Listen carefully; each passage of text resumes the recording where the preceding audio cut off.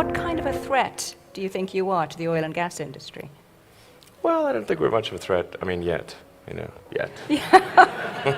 But I mean, the more obvious threat is that we're going to run out of hydrocarbons to mine and burn. That's rather obvious. So it's getting harder and harder to find hydrocarbons, and it's getting much more expensive to extract them. And really, we're just arguing about the when hydrocarbons run out or become prohibitively expensive, not if. I mean, I don't think there's anyone here who would say it's an if, not a when. There are time extensions on the game, but the game is going to come to an end. That should be absolutely certain, obviously, frankly. But I don't have any fundamental dislike of hydrocarbons. I simply look at the future and say, what is the thing that will actually work? And using a non-renewable resource obviously will not work.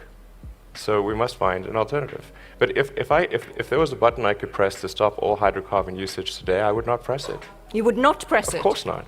You would not press it because... It would cause human civilization to come to a halt. Every hospital would have to close down. That would be ridiculous. So it would be irresponsible to press that button. But what does need to happen is to, if we can, accelerate the transition towards renewables. That's the sensible thing to do. If you take, I'm going to use maybe two examples. Saudi Arabia, since the Saudi Aramco president spoke here, Saudi Arabia has an enormous amount of sunlight, and that will be there for billions of years, or at least 1 billion years until the sun eventually engulfs us, but 1 billion years, solid.